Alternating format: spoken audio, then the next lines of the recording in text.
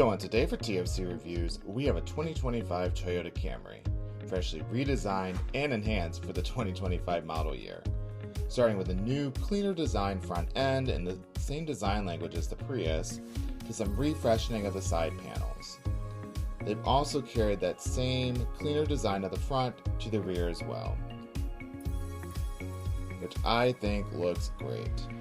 What I also feel really puts the Camry ahead and apart from the competition, and apart from its legendary expected reliability, is that for 2025, all Camrys are now hybrids, which I think is an amazing, amazing thing. And everybody should have one of these as a daily driver. So let's go on inside, step in, and find out why. Getting into our 2025 Toyota Camry. It is a little rental car chic, I will say, in this color palette, but hey, it works. I think it's fine. You do have this nice new redesigned dash in the same high quality fit and finish you have expected to come from Toyotas over the years. Let's get into it. So the Toyota Camry. What are my initial thoughts? Well, being that this is a 2025 Toyota Camry, it is brand new. Well, it's a new model year. And right off the bat, I like it. We'll go ahead, we can make this super short. And I think the Toyota Camry scores so many points. And it is really a great choice for a lot of people if you can get beyond a little bit of that keeping up with the Joneses aspect that kind of creeps into buying decisions a bit. But this so far, and I've driven Camrys in the past, rented them in the past, and it's actually funny. They tend to be one of my favorite rental vehicles just because they're so smooth, they're so easy to drive, and I think they're just a great vehicle. So, get into it a little bit. So, this is an initial impressions video. Check, I like it. I think it's, compared to the vehicles we've driven over the last month or so, we had that Ford Edge, which it wasn't terrible, it wasn't bad, but it also wasn't great. It was very dated. Well, it was very dated, but when compared to everything else on the road today, for being a 2020s vehicle, it was still pretty much based off a 20-teens platform and overall tech on the inside, which again wasn't bad, but it just wasn't great though either. And before that, we had that Jeep Grand Cherokee, which ultimately was a 4x It was that 4xe hybrid. So I think actually comparing this to that Jeep Grand Cherokee 4xe, because they're both hybrids now. So for 2025, Toyota made the decision to go ahead and make all their Camrys hybrid only. So that was an interesting decision, but I think a very good and smart decision on Toyota's part, because unfortunately the sedan category has been declining over the years, and sedans are becoming less and less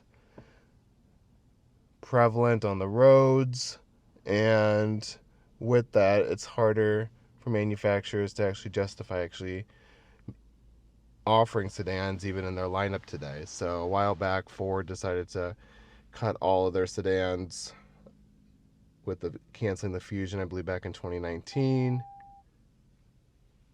There's also a warning there. So there's one really cool thing: you get all this safety tech actually standard, and this is a base model. This is just an LE Camry. So I think doing a review on the base model and seeing like an initial impressions, like, it's always a good start, because they can always woo you a bit with gimmicks and niceties that ultimately will break over time.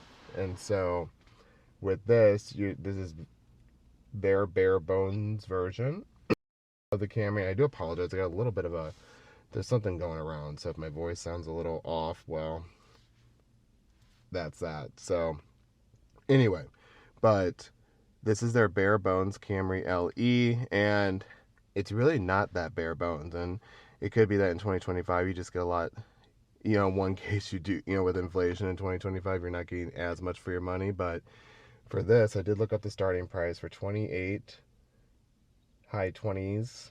I think it does start around 28,000. We'll put it up in there in the video. You're getting a lot of vehicle. You're getting a hybrid. You know, I remember back when hybrids were only offered on the premium offerings, and so now you're getting a hybrid standard and you're getting a lot. So we'll go through what I noticed so far, and then we have to get on the road and we'll do a fuller review later on. But so far I'm very impressed. Camrys drive so nice, and in this hybrid it is day and night compared to the Jeep Grand Cherokee 4xe. We'll call it the 4x no because it is an absolute no. This literally cost half the price as that 4xe. And right off the bat, we'll go ahead and start it up. You only press that one once compared to on that Jeep Grand Cherokee. I don't understand why you had to hit the button twice. Maybe it's just something to Jeeps, but this is nice and easy. We're nice and started. Family suffers and turn that off. And yeah, you're not getting like a huge screen here, but right away driving, the transition between gas and electric is so seamless, so easy. You don't feel a thing. Some people in the comments, yeah, you do feel, no, you feel a little, maybe a little bit of a, I don't even call it a shudder, just you can feel the engine start maybe just a little bit, but it's so isolated. Toyota's really pioneered this technology for hybrids, and they've had it around since the early 2000s, actually maybe even before, but in the US market when they first introduced the Prius in the early 2000s, maybe late 90s, we'll put it up there. But that first gen Prius, almost 25 years ago, maybe right at 25 years ago, was introduced to the US market. They've had a lot of time to perfect this hybrid technology, and they really have done a great job here in this Toyota Camry.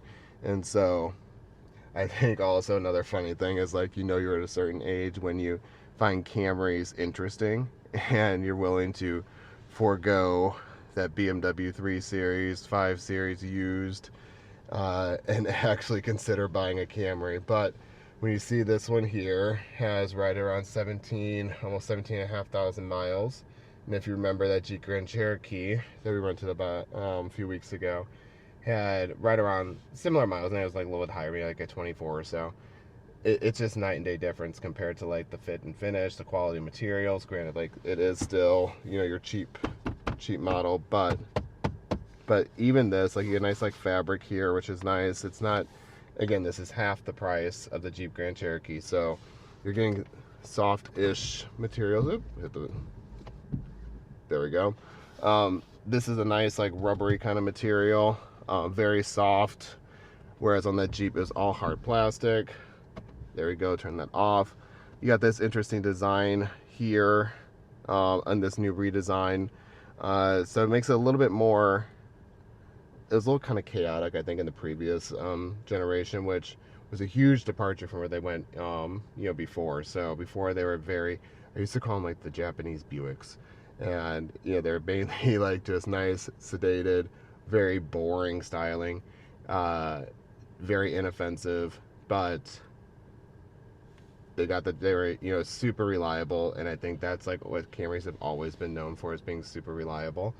I remember back in high school, actually, it was this or Honda Accords, and I think even today, when you're looking at the Japanese and this category is going up in size, a Camry from the late 90s, early 2000s, definitely is not the same size as a Camry today. Same goes for an Accord.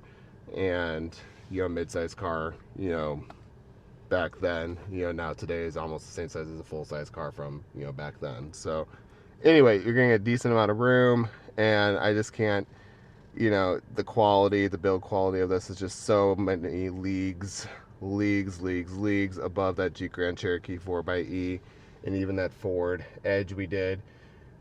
And I think that's what's interesting, is that Camrys, they are Japanese, made by Toyota, it's a Japanese company, but they're actually made here in the United States. They're made here in Kentucky. I can show you on the little manufacturer tag of when this one was actually manufactured and where it was manufactured.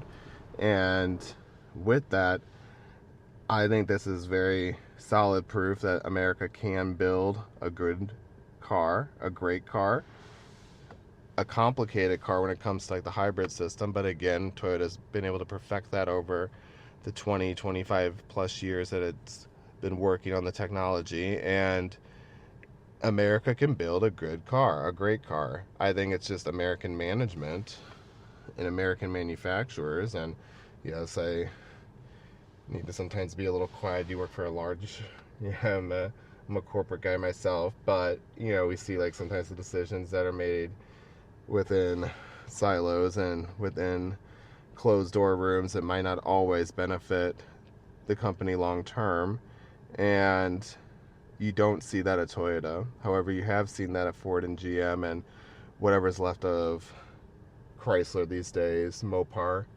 and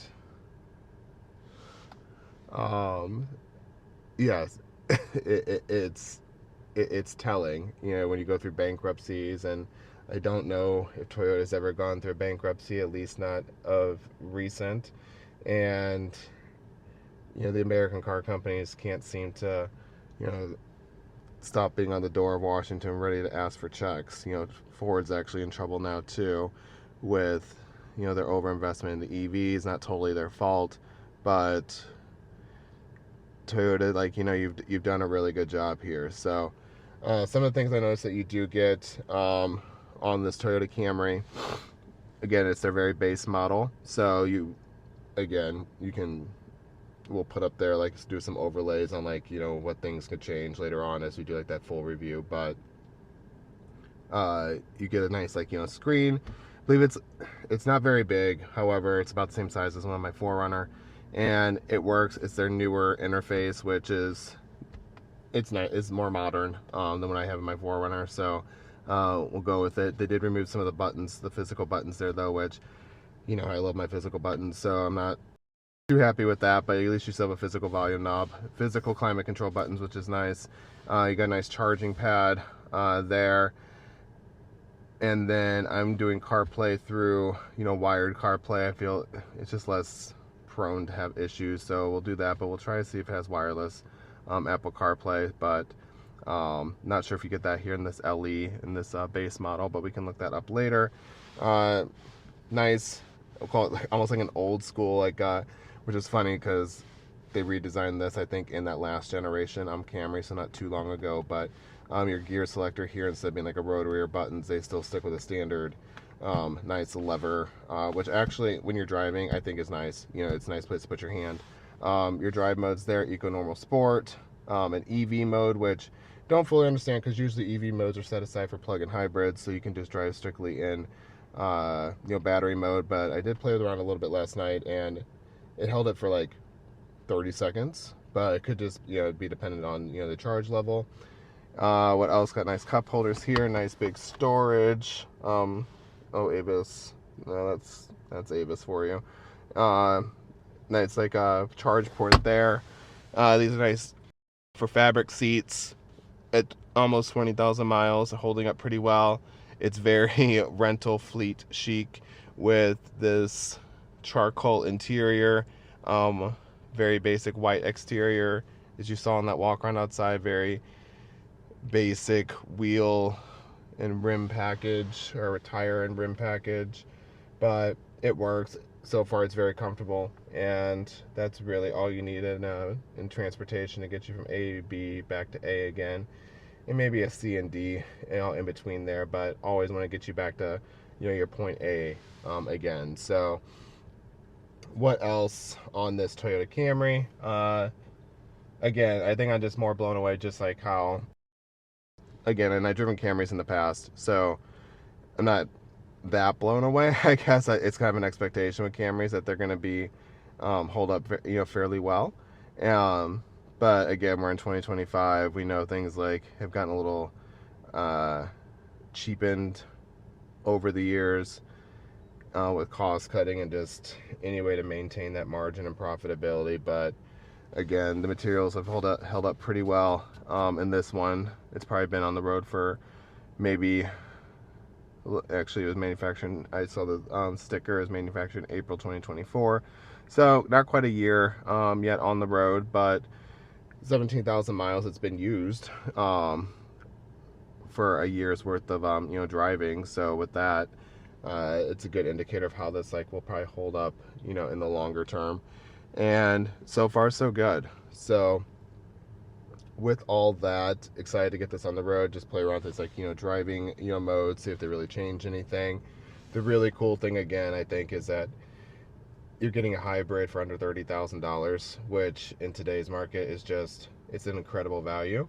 And with that hybrid system, you're getting incredible fuel economy.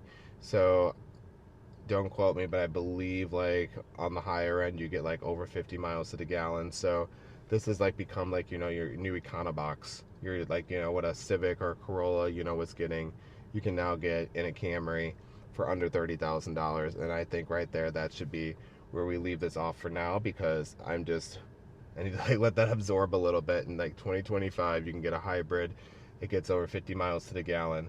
And you might only see it in the 40s, but even still, anything getting that high mileage, you expect to be a small maybe a little Prius or something. But no, you're getting a full size, a large mid-size sedan here that gets that kind of gas mileage. Is pretty amazing. And then also with a bigger car, it's going to drive a little bit nicer too, and just be a little bit more comfortable for you as well too. So we'll come back later after we wrap up this road trip and get our final thoughts, full thoughts on what we feel about this 2025 Camry. Thanks for watching, and we will see you shortly. And also, please don't forget to subscribe, comment. If you disagree with anything, leave some comments. If you like the video, please be sure to like it. Helps with the algorithm and encourages me to make more of these, which I do enjoy doing. So thank you again, and we will see you shortly.